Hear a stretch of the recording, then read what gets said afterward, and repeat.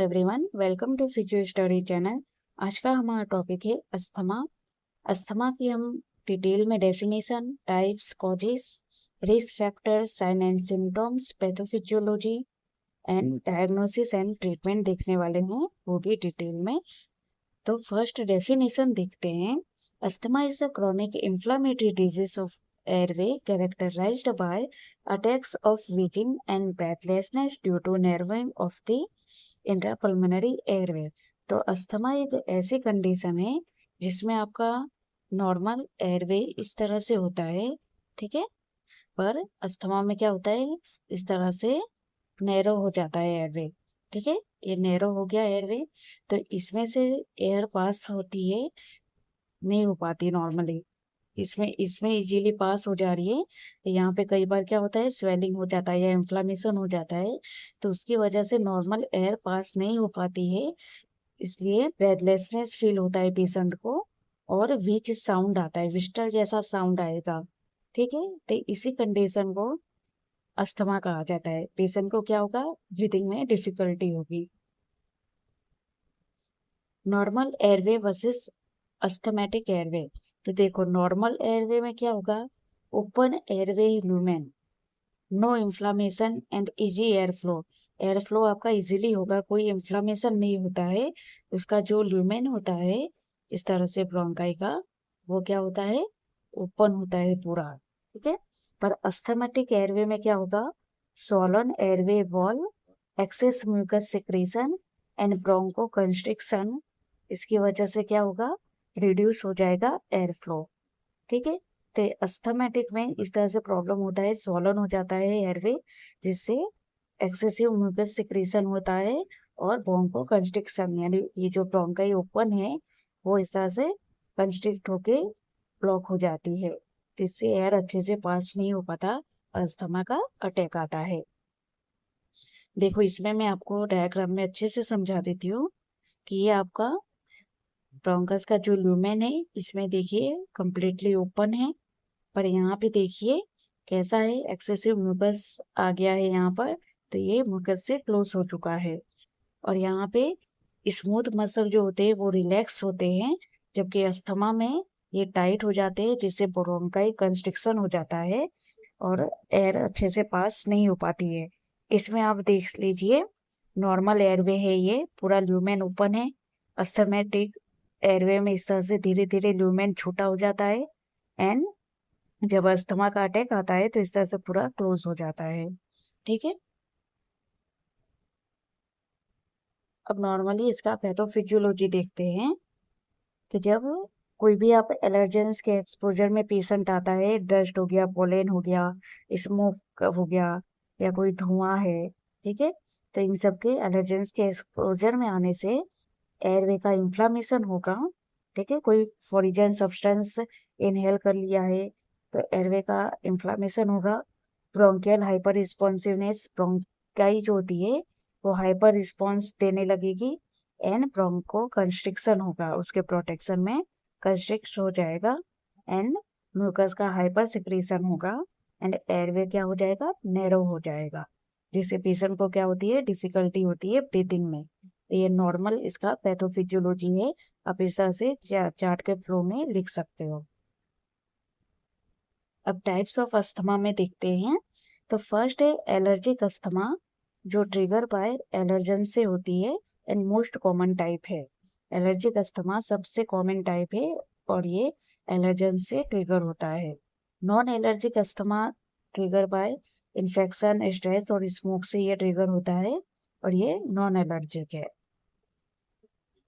Third type में आएगा exercise induced asthma, जो एक्सरसाइज करता है पर्सन, तो कई बार उसमें आफ्टर एक्सरसाइज और ड्यूरिंग एक्सरसाइज ब्रेथलेसनेस फील होगा, तो उसे एक्सरसाइज इंड्यूस्ड अस्थमा कहेंगे। ऑक्यूपेशनल अस्थमा, तो due to workplace exposure, कई बार मतलब कोई ऐसा प्लेस है जहाँ पे जैसे कि ये कलर काम, जो पेंटिंग का काम करते हैं कलर काम करने वाले, तो उसमें क्या होता है, एक बंद रूम में कलर काम करना हो तो वहां पे केमिकल की वजह से पेशेंट को ब्रेथलेसनेस फील होता है, ठीक है। तो ऐसा वर्किंग प्लेस जहाँ पे ब्रीदिंग में प्रॉब्लम होती है, ब्रेथलेसनेस फील होता है तो उसे ऑक्यूपेशनल इंड्यूस्ड अस्थमा कहते हैं। ठीक है। अब नॉक्चरल अस्थमा, तो nocturnal asthma symptoms worsen at night. कई बार पेशेंट रात को सोते सोते जाग जाते हैं क्योंकि उनमें क्या ब्रीथिंग में बहुत ज़्यादा प्रॉब्लम हो जाती है, तो उसे नॉक्चरल अस्थमा कहते हैं। 6 टाइप है सिवियर परसिस्टेंट अस्थमा, इसमें फ्रीक्वेंट सिम्टम्स डिस्पाइट ट्रीटमेंट। तो कई बार पेशेंट को मतलब ऐसा भी होता है कि सिवियर अस्थमा आता है, कोई सिम्टम्स भी उसमें फ्रिक्वेंटली पता नहीं होता है। तो इस टाइप के सीवियर परसिस्टेंट अस्थमा होते हैं, वो फ्रीक्वेंट सिम्टम्स आएगा। ठीक है, बार बार सिम्टम्स जैसे कि विजिंग, कफिंग, ब्रेथलेसनेस, उनको बार बार आता है, तो इस टाइप के अस्थमा को सीवियर परसिस्टेंट अस्थमा कहते हैं, जो ट्रीटमेंट से भी जल्दी रिलीफ नहीं होता है। अब देखते हैं कॉजेस ऑफ अस्थमा। तो फर्स्ट है जेनेटिक फैक्टर्स, जिसमें फैमिली हिस्ट्री हो तो उनको और एडोपिक जिसमें फैमिली हिस्ट्री होती है। ठीक है, किसी पर्सन को फैमिली में ही सबको प्रॉब्लम है, किसी को मम्मी पापा को अस्थमा है, तो उनके आने वाली नेक्स्ट जनरेशन को भी अस्थमा होने के चांस होता है। ठीक है। एनवायरमेंटल फैक्टर्स में डस्ट माइट्स, पोलन, मोल्ड, पेट टेंडर, तो ये सब रीजन है जो एनवायरमेंटल फैक्टर्स होते हैं। ठीक है, डस्ट में कुछ ऐसे रजकण होते हैं, फिर वो जो सनलाइट आती है तो उसमें भी ऐसे माइट्स होते हैं। फिर ठीक है, फिर वेदर में पोलन आता है जो, उसमें भी प्रॉब्लम होता है।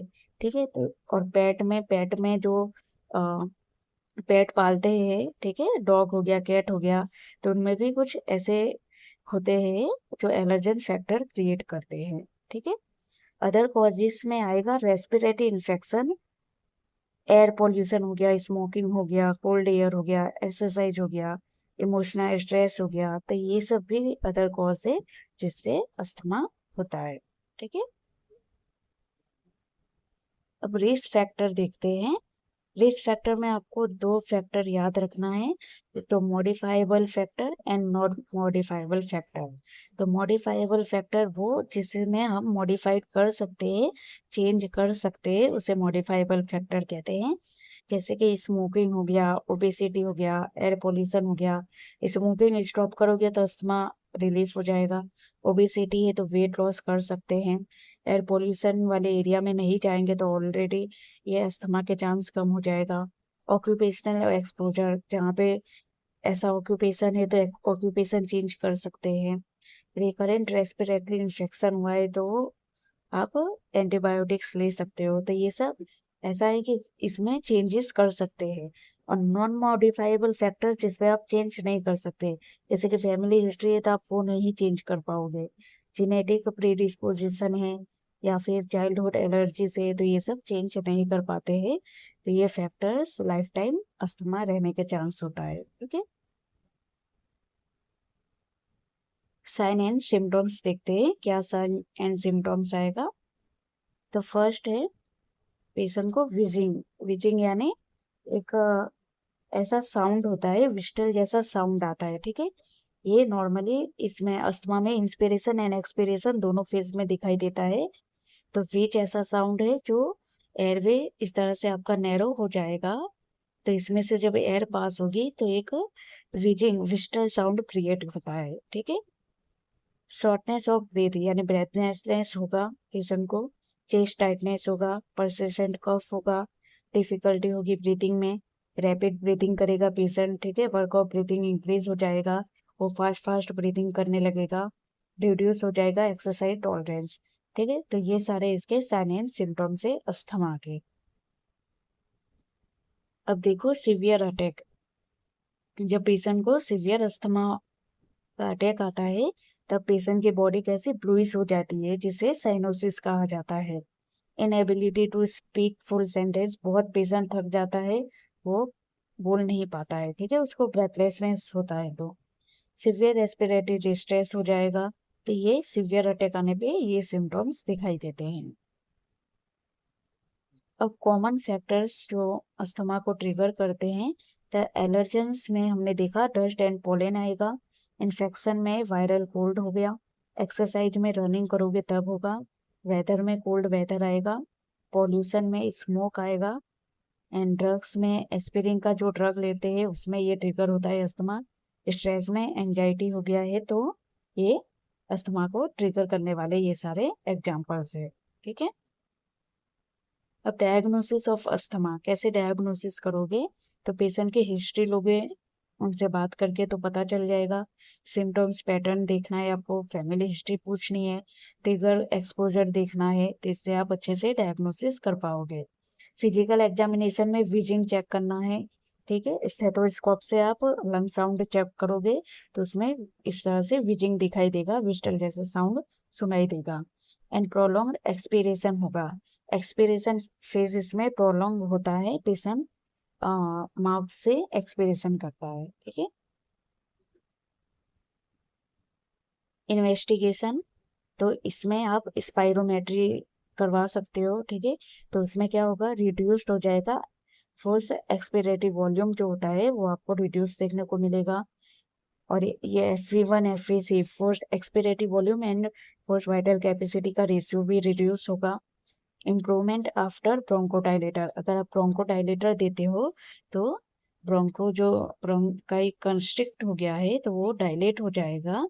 ठीक है, इस तरह से डायलेट हो जाएगा और नॉर्मल एयर फ्लो जाएगा, जिससे रिलीफ हो जाएगा सिम्टम्स। ठीक है, सेकेंड है peak expiratory flow rate test करोगे, जिसमें क्या होता है आपको डे एक्स क्या कहते हैं एक्सपिरेशन करना होता है, फोर्सफुली एक्सपिरेशन किया जाता है, और इसमें आपको कितने 4 टाइम्स करना होता है, और इसमें लेवल देखते हैं, नॉर्मली कितना होता है 400 लीटर पर मिनट होता है।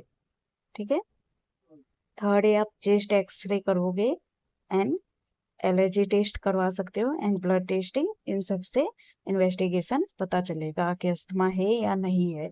एलर्जेंस में हमने देखा एलर्जी की वजह से होता है, तो ये आप करवा सकते हो। चेस्ट एक्सरे में पता चलेगा कि इन्फ्लामेशन है या नहीं है। ठीक है, अब ट्रीटमेंट देखते हैं अस्थमा का, तो नॉन फार्मेकोलॉजिकल ट्रीटमेंट में क्या करना है, आप अवॉइड ट्रिगर्स कर सकते हो, जो फैक्टर ट्रिगर करते हैं उन सबको अवॉइड करना है।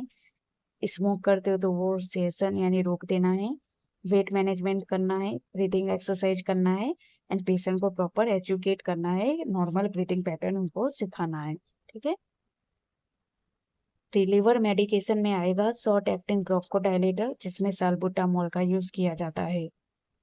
कंट्रोलर मेडिकेशन में इनहेल कॉर्टिकोस्टेरॉइड्स ले सकते हो, लॉन्ग एक्टिंग ब्रोंकोडायलेटर्स ले सकते हो, और ल्यूकोट्रिन मॉडिफायर्स ले सकते हो। ठीक है, तो इससे आपका अस्थमा कंट्रोल में रहेगा।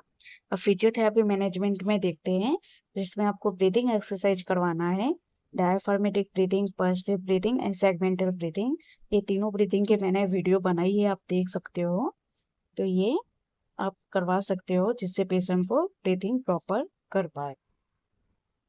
अब एयरवे क्लियरेंस टेक्निक यूज करना है, जिसमें हफिंग एंड कंट्रोल कफिंग करवाना है, इसमें पेशेंट को कफ हो जाता है तो आप ये टेक्निक दोनों यूज करोगे। एक्सरसाइज ट्रेनिंग में एरोबिक एक्सरसाइज, एंड्योरेंस ट्रेनिंग, ये दोनों ट्रेनिंग आपको करवानी है, जिससे पेशेंट का क्या होगा, लंग फंक्शन एंड उसका लंग एक्सपांसन अच्छे से होगा, मोबिलिटी इंक्रीज होगी, and all over body function improve होगा, जिससे पेशेंट क्या होगा, फटीग नहीं हो पाएगा जल्दी। ठीक है, तो ये आपको सिखाना है। अब इसके बेनिफिट्स देखते हैं, इससे क्या होगा, इम्प्रूव होगा वेंटिलेशन, रिड्यूस होगा dyspnoea, and enhance quality of life बेहतर बनेगी। ठीक है, तो ये इसके बेनिफिट्स है। तो ये था टोटल अस्थमा, इसमें कोई भी आपको डाउट है तो आप पूछ सकते हो। वीडियो पसंद आती है तो please like, subscribe and share कीजिएगा। Okay, thank you.